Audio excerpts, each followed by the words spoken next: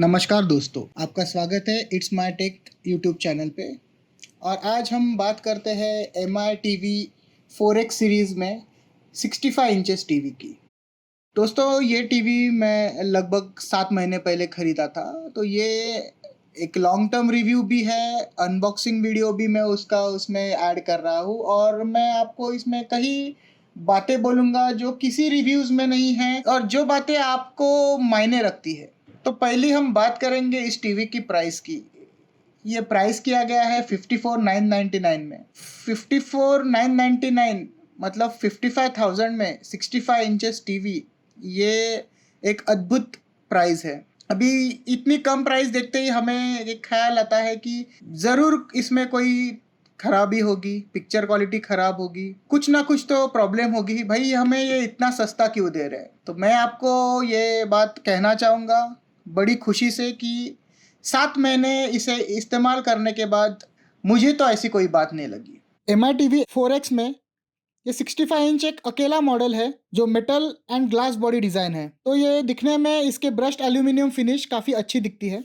इससे उसे स्ट्रेंथ भी मिलती है क्योंकि ये पैनल बहुत बड़ा है, तो इस स्ट्रेंथ की उसे एक्स्ट्रा ज़रूरत भी है। इसे हम वॉल हैंग भी कर सकते हैं या फिर टेबल टॉप पे भी रख सकते हैं, जैसे कि मैंने रखा है। काफ़ी खूबसूरत है और इसकी पिछली हाफ साइड में ही इसके सारे इलेक्ट्रॉनिक कंपोनेंट्स सिचुएटेड हैं। इसकी साउंड जनरली आप एकदम महंगे भी टीवी ले लो जो 2.5 लाख 3 लाख 4 लाख के 65 इंचेस के ही है, उसमें उसका स्पीकर बहुत ही घटिया क्वालिटी का होता है क्योंकि वो ऐसे अज्यूम करते हैं कि अगर आप 4-5 लाख रुपए टीवी में डाल रहे हो तो आप एक 50-60 थाउजेंड रुपीज का और साउंड सिस्टम ले ही लोगे। भले ही वो बात उस सिनेरियो में ओके है कि अगर 5 लाख का टीवी डाल रहा हो तो मैं 50,000 का और एक साउंड सिस्टम ले लूं, लेकिन ये जैसे कि हम बोल सकते हैं कि एक बजट लाइन है। तो मैं काफ़ी खुशी से आपको ये कहना चाहूँगा कि इसका साउंड क्वालिटी भी वाकई अच्छा है। 20 वैट स्पीकर्स है, डॉल्बी DTS HD ऑडियो है। साउंड परफॉर्मेंस नॉर्मल यूसेज के लिए मोर देन एडिक्वेट है। आपको इसके साउंड परफॉर्मेंस से कोई दिक्कत नहीं होने वाली है। तो आइए दोस्तों, एक नज़र डालते हैं इसके पोर्ट ऑप्शंस पे। नेटवर्क पोर्ट, एक optical port, normal AV input, satellite इन और एंटीना या केबल इन। 3 USB पोर्ट है, 3 HDMI पोर्ट है और एक फिजिकल हेडफोन कनेक्ट करने के लिए हमारे पास ऑप्शन है। इस 3 HDMI पोर्ट में से एक है ARC पोर्ट। ARC पोर्ट, अगर हम सिंपल बात करें तो ये एक पोर्ट है जिसमें 2 वे कम्युनिकेशन पॉसिबल है। तो यहाँ से हम ऑडियो इन भी कर सकते हैं और हम ऑडियो आउट भी कर सकते हैं। ये होम थिएटर कनेक्शन के लिए काम में आएगा। इस मॉडल के साथ हमें मिलता है एक ब्रांड न्यू रिमोट कंट्रोल। ये काफ़ी पिछले रिमोट कंट्रोल जैसा ही है। दो सिर्फ खास बातें हैं इसमें कि अब हमारे पास 2 सेपरेट बटन दिए गए हैं नेटफ्लिक्स और अमेजॉन प्राइम के लिए। इस टीवी की पिक्चर क्वालिटी बहुत खूबसूरत है। कलर्स, व्यूइंग एंगल 178 डिग्री है और ऐसे इसमें मेरे को कोई भी बात नहीं लगी जो मुझे पछतावा लगे कि मैंने ये टीवी क्यों खरीदा। ये वाकई में खूबसूरत प्रोडक्ट बनाया है MI ने। तो आइए हम और डिटेल में इसके बारे में बात करते हैं। तो दोस्तों, इसके स्पेक्स, इसका स्पेसिफिकेशन है 4K HDR 10 बिट पैनल। ये पैनल मोस्ट प्रोबेबली आपको LG का ही मिलता है। इसका रिजोल्यूशन है 3840 बाय 2160, मतलब कि 4K। इसका रिस्पॉन्स टाइम 9 मिली सेकंड्स है। हालांकि रिस्पॉन्स टाइम टीवी में इतना मायने नहीं रखता है जैसे कि गेमिंग मॉनिटर्स में रखता है, फिर भी। और ये 60 हर्ट्ज है। लेकिन मैं आपको एक बात बोलना चाहूँगा कि ये जो 60 हर्ट्ज 4K है, ये सिर्फ जब हम कंटेंट देख रहे हैं, आइदर आपके पास 4K बॉक्स होगा उससे स्ट्रीम कर रहे हैं, वहाँ से ही है। अगर आप इसको अपना PC कनेक्ट करें तो ये आपको 4K 30 हर्ट्ज ही देगा। अभी कंटेंट स्ट्रीमिंग की बात आई तो मैं आपको बताना चाहूँगा कि इसमें प्री बिल्ट नेटफ्लिक्स और अमेजॉन प्राइम है। ये 2 सर्विसेज कंटेंट प्रोवाइडर में आज की तारीख में सबसे ऊपर है। और कहीं जो चीप कंपनीज के टीवीज़ है, वहाँ पे इनका कंटेंट का जो लाइसेंसिंग के सॉफ्टवेयर्स होते हैं और लाइसेंसिंग का जो इनका एक प्रोटोकॉल होता है, वो ना फॉलो करने के वजह से इनमें ये नेटफ्लिक्स और अमेजोन प्राइम जैसे सर्विसेज नहीं आती, लेकिन एम आई टीवी में ये इनबिल्ट है, डे वन से है। अभी जब मैंने इसको खरीदा था तब के बाद आज तक इसमें 2 अपडेट्स आ चुकी है ऑपरेटिंग सिस्टम की। अभी ये एंड्रॉयड 9 पे है और इसका पैच वॉल भी पहले जब आया था तब इनबॉक्स 2.0 था, तो अभी ये 3.0 है। अबे हम और एक इस टीवी के बारे में बात करेंगे, ये जो अपडेट के बाद आई है पैच वॉल 3। तो पैच वॉल ये एक एम आई स्पेसिफिक स्किन है, जैसे हमारे मोबाइल में लॉन्चर रहते हैं, इस प्रकार से एक लॉन्चर है जो एंड्रॉयड टीवी के ऊपर एम आई ने खुद का लगाया गया है। अब ये लॉन्चर क्या करता है, तो ये सारे कंटेंट प्रोवाइडर्स हुए, अगर एंड्रॉयड टीवी ओएस है तो आपको अलग अलग एप्स मिलते हैं, लाइक प्राइम वीडियोस अलग है, नेटफ्लिक्स अलग है, यूट्यूब अलग है। तो पैचवॉल में इन सबको इंटीग्रेट किया गया है। इंटीग्रेट मतलब जो ये सारे प्रोवाइडर्स पिक्चर्स लॉन्च कर रहे हैं या जो भी नए शोज लॉन्च कर रहे हैं, वो एक साथ एक ही जगह पे दिखाए गए हैं। अगर आप पैचवॉल पे एक आधे कंटेंट को क्लिक करते हो तो उसके बाद वो जिस सर्विस प्रोवाइडर के पास है उसके पास वो आपको लेके जाता है। इससे कहते हैं कंटेंट एग्रीवेशन। तो इससे क्या होता है कि आपको सारे कंटेंट प्रोवाइडर्स क्या दे रहे हैं, कौन सी पिक्चर दिखा रहे हैं, कौन से शोज चल रहे हैं, एक ही जगह पे मिल जाता है। इसके कारण चीजें ढूंढने के लिए आसानी हो जाती है। उसके ऊपर से और एक चीज है, मतलब कि यहाँ पे न्यूज जो है उसकी स्ट्रीमिंग सर्विस फ्री है। ये एक बड़ी बात है कि न्यूज स्ट्रीमिंग जो है, इसके न्यूज सेक्शन में आप जाओगे तो ऑनलाइन न्यूज स्ट्रीम्स है जहाँ से आप डायरेक्टली न्यूज देख सकते हो।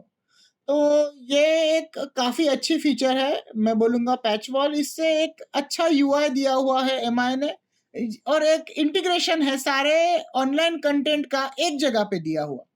अभी इसका परफॉर्मेंस के बारे में बात करेंगे तो इसमें एक क्वाड कोर 64 बिट प्रोसेसर है जो टीवी के लिए वाकई फास्ट है, और इसमें 2 GB रैम है और 16 GB का स्टोरेज है। तो 16 GB भले ही फ़ोन में बहुत कम है या फिर अभी तो अनयूजेबल हो गया है, लेकिन टीवी के लिए इसमें सारे ऐप्स आ जाते हैं। ये प्रोसेसर और रैम कॉम्बिनेशन, इसमें ऐसे कोई लैग नहीं है या आपके मेनू में कोई प्रॉब्लम नहीं है या स्लो नहीं है या बंद चालू होने में कोई टाइम लगता है, ऐसी कोई बात नहीं है। ये बहुत अच्छी तरह से काम करता है और जो पर्पज़ इसके लिए है उसके लिए ये काफ़ी है।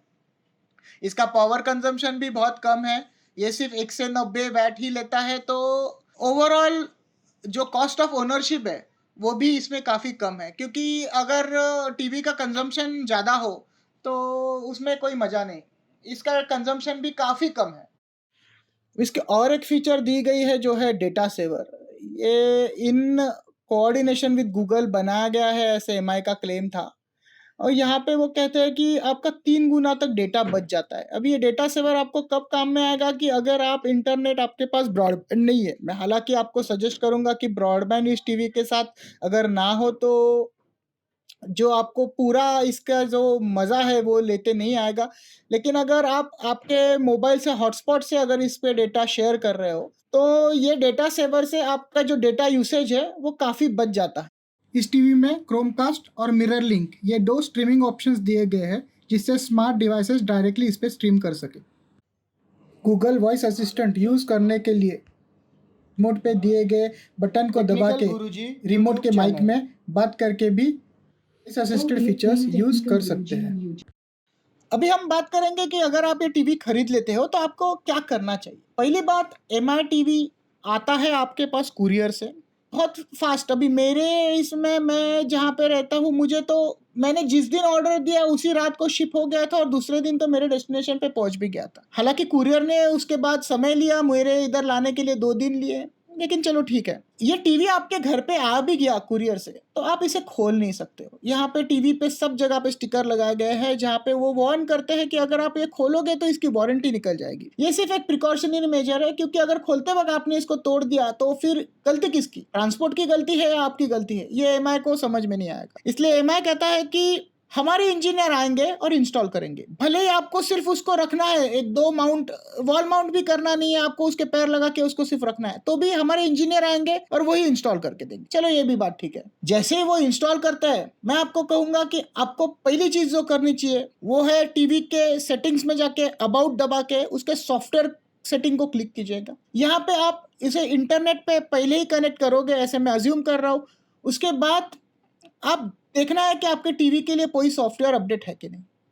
सॉफ्टवेयर अपडेट आप कर लो, आप एंड्रॉयड 9 पे आ जाओ। जब मैं ये वीडियो बना रहा हूँ तब ये टीवी एंड्रॉयड 9 पे है। मैं आशा करता हूँ कि एंड्रॉयड 10 पे भी एमआई सपोर्ट कर दे और एंड्रॉयड 10 पे आ जाए। लेकिन इसके बाद जो एक ज़रूरी सेटिंग है आपको करनी है अपडेशन के बाद, ये है कि इसमें ना by default motion smoothening on रहता है। ये मैं कहूँगा एक हिट एंड मिस सर्विस है। इसमें जो पिक्चर है अपना, जो नॉर्मल सिनेमा होता है, वो 23 फ्रेम्स 30 फ्रेम्स के आसपास शूट किया रहता है, तो इसमें उसके फ्रेम्स बढ़ाए जाते हैं, स्मूथनिंग लाई जाती है। हालांकि कुछ स्पोर्ट्स के लिए ठीक है, लेकिन जनरल जब आप ये पिक्चर या कोई शो या वेब सीरीज इसमें देखते हो, आपको अचानक लगेगा कि अरे मेरा पिक्चर ऐसे भाग क्यों रहा है, या अचानक ये ऐसे कहीं से स्लो, कहीं एकदम फास्ट हो रहा है। तो ये सब गड़बड़ करता है ये मोशन स्मूथनिंग। ये मोशन स्मूथनिंग आप बंद करोगे तो ये सब जो गड़बड़ है वो बंद हो जाएगी, और उसके बाद एक नॉर्मल टीवी या डिस्प्ले की तरह ये हर चीज दिखाना चालू कर देगा,